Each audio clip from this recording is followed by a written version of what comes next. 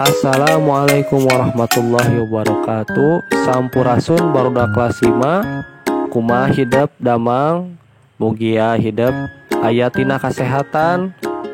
Alhamdulillah dina denget ieu barudak tiasa tepang deui sami-sami urang sadayana belajar secara online daring nya. Nah, tina kesempatan ayeuna urang sadaya bakal diajar ngeunaan maca carpon di imah. Pangajaran ke-7 temana kajadian bahasa Sunda kelas 5 SD nya. Mangga ku sidep geura video pembelajaran ieu cing leres sami-sami nya. Ituna hayu urang sami-sami simak video pembelajaran ieu cing leres ku hidup sadayana. Bismillahirrahmanirrahim. Barudak sampurasun kumaha hidup sadayana daramang mugiat ayatina kesehatan ya sadayana. Dina denget ayeuna urang sami-sami bakal ngalajengkeun deui pangajaran ke-7 nya. Temana kajadian nyaeta urang ngabahas maca carpon di imah. Nah, ku hidup tiasa dibuka buku pamekar diajar bahasa Sundana di kawit halaman di kaca 83 dugikan ke halaman atanapi kaca 80 genep nya. Cobi didinya diaos heula aya carpon keur bacaan di imah. Cobi engke nya nalika hidup atos ka sakola ke TMT cobi dilaporkeun ku hidup kumaha eusi carponna.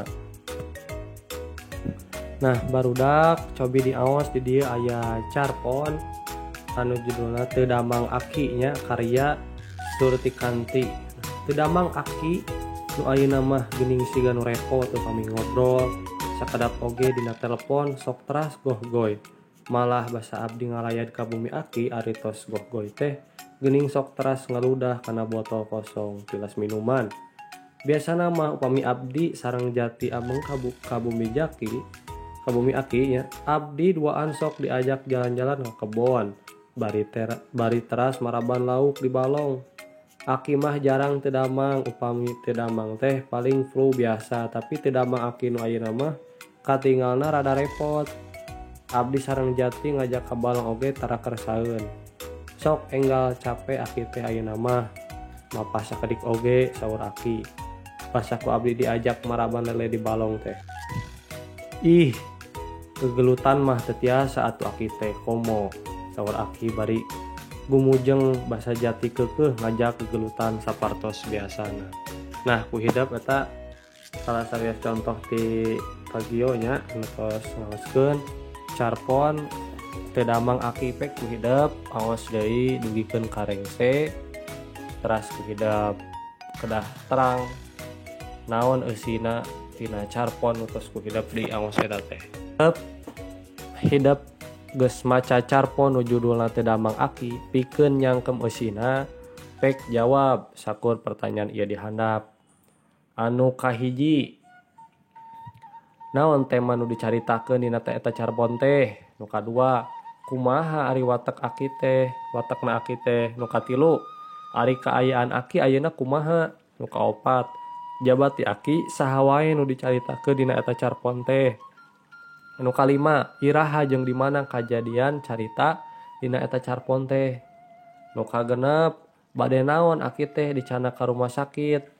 Kumaha galur atawa runtuyan carita eta carpon teh? Nu katujuh nya, nu kadalapan, ngagunakeun kecap-kecap naon pangarang dina nyebutkeun palaku carita?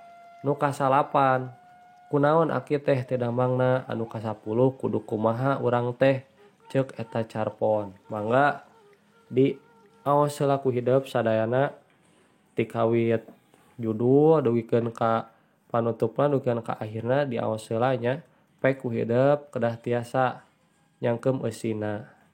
Nah, barudak tina pangajaran bahasa Sunda nu ayeuna cekap sakitu wae nya mugia hidup ngartos pami aya patarosan tiasa ditaroskeun di grup kelas 5 nya. Hatur nuhun barudak kana perhatosanana. Urang pungkas wae ku doa Rabbana atina fid dunya hasanah wa fil akhirati hasanah wa qina adzabannar. Mugia hidup sadayana sing sumanget puasana nya sing tiasa kiat dugikeun ka rengse. Amin ya Allah rabbal alamin. sakitu wae anu tiasa Bapak kepihatur. Mugia hidap sadayana ngartos nya ngaragapkeun. Wassalamualaikum warahmatullahi wabarakatuh.